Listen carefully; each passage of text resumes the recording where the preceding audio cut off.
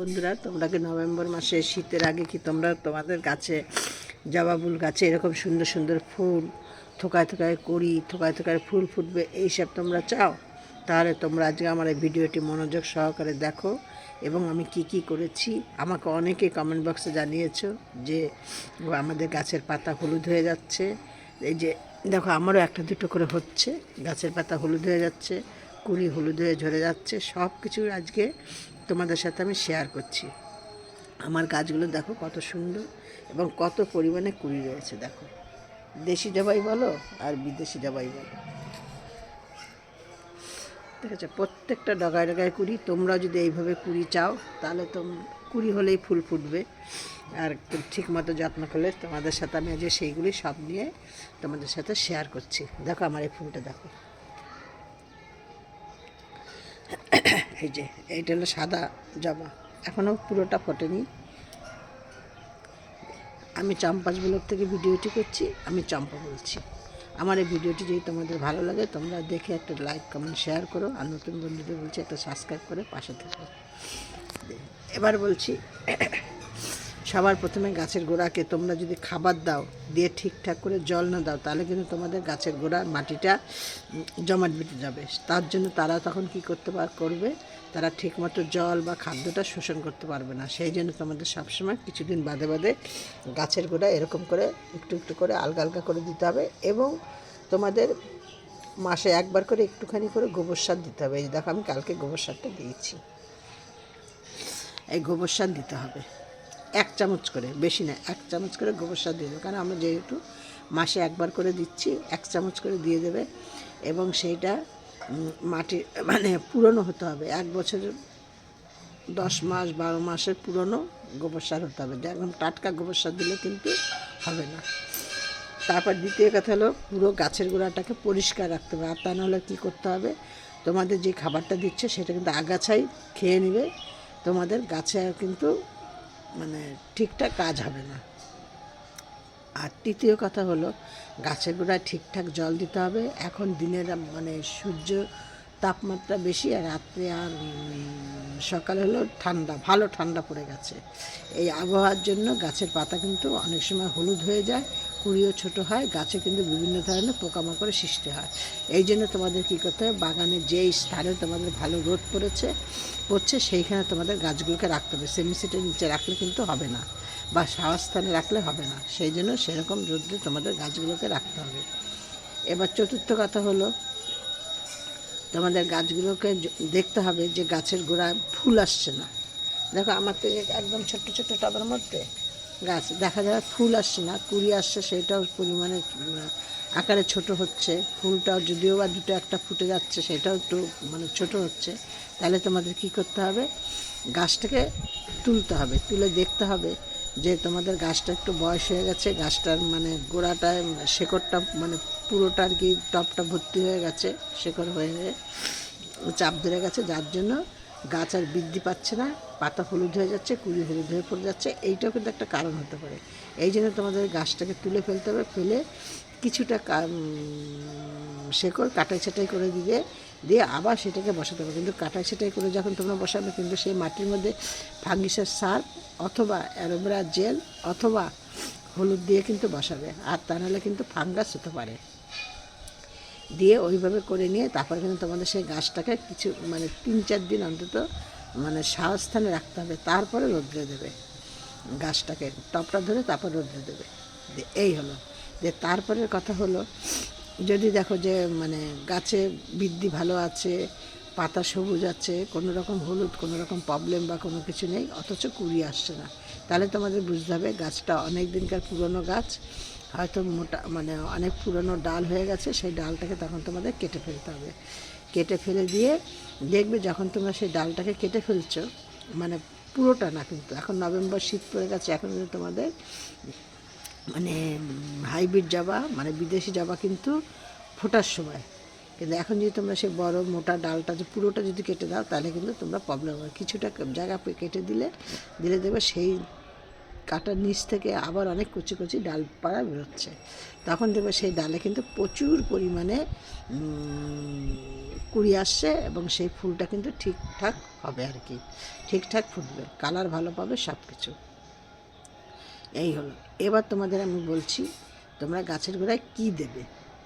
একদম মানে এইটা দিলে পরে তোমরা দেখবে তোমাদের গাছে একদম থোকায় থোকায়, মানে আমি এই যেইগুলো তোমাদের সাথে শেয়ার করলাম এগুলি দেখো আমার এই যে দেখতে পাচ্ছ, মানে প্রচুর পরিমাণে কুড়ি রয়েছে গাছে, কিন্তু মানে প্রচুর কুড়ি আর কি।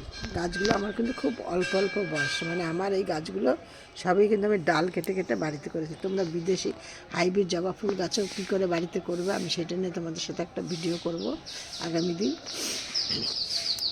দিয়ে। তারপরে তোমরা কি করবে, গাছের এবার দুটো খাবার দেবে। এবার দুটো খাবার কী দেবে, সম পরিমাণে জিনিসটা নেবে। প্রথমে নেবে কিছুটা সর্ষের খোল, আর নেবে কিছুটা বাদাম খোল, মানে সম পরিমাণে, যে সর্ষে খোল 1 মুঠো নাও, বাদাম খোল 1 মুঠো নেবে।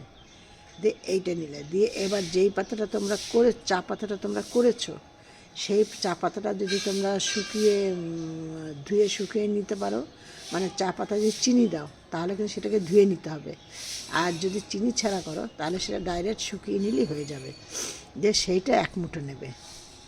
ওই তাহলে কী নিলে, সর্ষের খোল 1 মুঠো, বাদাম খোল 1 মুঠো, আর হলো গিয়ে চা পাতা 1 মুঠো।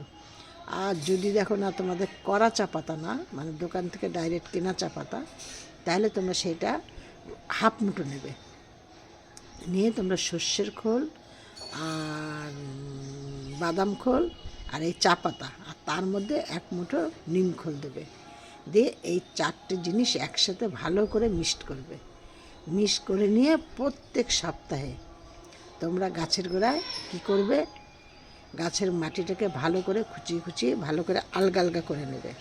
কেন আলগা আলগা করে নিতে হবে, কিন্তু এই দেখো আমার গাছের গোড়া একটা আবার আগাছা জন্মে গেছে, এরকম পরিষ্কার করতে হবে। সেইটাকে ভালো করে মিশিয়ে নিয়ে তোমরা প্রত্যেকটা গাছের গোড়া ভালো করে খুঁড়ে দিয়ে তোমরা গাছকে গোড়ায় টব অনুযায়ী, কোনো টবে একটু বড়ো সাইজের টব হলে 10 ইঞ্চি টব হলে 2 চামচ দিলে, 4 ইঞ্চি 6 ইঞ্চি টব হলে 1 চামচ দিলে, এই টব অনুযায়ী তোমরা গাছের গোড়ায় এই খাবারটাকে দিয়ে দিলে। মানে কি দিলে, সর্ষের খোল 1 মুঠো, বাদাম খোল 1 মুঠো, নিম খোল 1 মুঠো, চা পাতা, কড়া চা পাতা বা দোকান থেকে আনা চা পাতা, এরকম চা পাতা, সেটা হয় 2 চামচ, মানে 1/2 মুঠো নয় 1 মুঠো দিয়ে মিক্সড করে সেটা তোমরা গাছের গোড়ায় দিয়ে দিলে। প্রত্যেক সপ্তাহে মানে 1 চামচ 2 চামচ টব অনুযায়ী তোমরা গাছের গোড়ায় দেবে। এবার এইগুলো দেওয়ার পর তারপর তোমরা কী করবে, গাছে ভরপুর জল দিয়ে দেবে। জলটা দিয়ে তোমরা দিয়ে দিলে, কিন্তু জলটা তোমরা যখন দিলে ভরপুর, এখন ঠান্ডা তো, ঠান্ডা যেহেতু তোমরা কিন্তু পরের দিন আর তোমরা গাছের গোড়ায় জল দেবে না। কারণ হাইব্রিড জবা বা ঠান্ডার সময় দেশি জবা আসেন, কিন্তু এরা সব কিছু গাছ কিন্তু হাইব্রিডে মানে ডরমি স্পিরিটে চলে যায়। দেখো এই দেখো আমার, দেখেছ সব, এরা কিন্তু সব ডরমি স্পিরিটে চলে যায়। তার জন্য বেশি জল যদি পায় তাহলে কিন্তু শিকড়ের প্রবলেম হবে, সেই জন্য পরের দিন আর গাছে আর জল দেবে না। এই গেল খাবারের ব্যাপারটা। এবার তোমরা কি করবে, এই সময় কিন্তু প্রত্যেক সপ্তাহে হোক বা 15 দিনে 1 দিন হোক গাছে কিন্তু স্প্রে করতে হবে।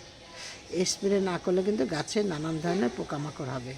এই দেখো আমার, এই যে তোমাদেরকে আমি দেখানোর জন্য, এই যে দেখেছ, দেখো এইটা এরকম ধরনের হলে এই কুড়িটার আমি মায়া করি না, আমি কিন্তু এইভাবে করে এই কুড়িটাকে আমি তুলে ফেলে দিই।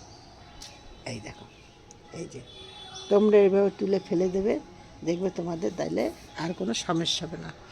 আর এই জন্য তো আমি কী করি, প্রতি সপ্তাহে 1 দিন করে, সপ্তাহে হোক 15 দিন হোক, সপ্তাহেই করি তা না, 15 দিনেও করি অনেক সময়, একবার করে স্প্রে করতে হয়। কী দিয়ে আমি স্প্রে করি, আমি মানে নিম পাতা সেদ্ধ করে জল নেই, অথবা নিম পাতা এনে একটুখানি কোনো রকম একটু থেতো মেতো করে, যাই হোক আমি 2 দিন 4 দিন জলে ভিজিয়ে রাখি। তারপর আমি কি করি, তার মধ্যে কিছুটা হলুদ দিয়ে ওই জলটাকে ভালো করে ছেঁকে নিয়ে তার মধ্যে তোমরা এপসম সল্ট বা ম্যাঙ্গনেসিয়াম 8-10টা দানা দিয়ে 1 চামচ দিয়ে দেবে, আর পটাশ 8-10টা দানা দেবে। দিয়ে গাছগুলোকে ভালো করে ঝাঁকিয়ে নিয়ে, মানে ওটা 10-15 মিনিট তুমি স্প্রে করার 10 মিনিট আগে ওইগুলো জলের মধ্যে দিয়ে দিলে, দিয়ে নিয়ে তারপর ভালো করে ঝাঁকিয়ে নিয়ে তোমরা গাছে স্প্রে করে দেবে। দেখবে আমার মতো এরকম তোমাদের গাছও এরকম, দেখেছো কত সতেজ। আর পাতাগুলো শুধু তোমরা দেখো, আমার এই গাছগুলো কিন্তু খুব বেশি দিনের না, একদম কম দিনের গাছ। দেখো এই গাছটা কুড়িয়ে এসে প্রথম, বলতে পারবো না, এই গাছটা কিন্তু আমি একটা জায়গা থেকে ডাল নিয়ে এসে লাগিয়েছিলাম।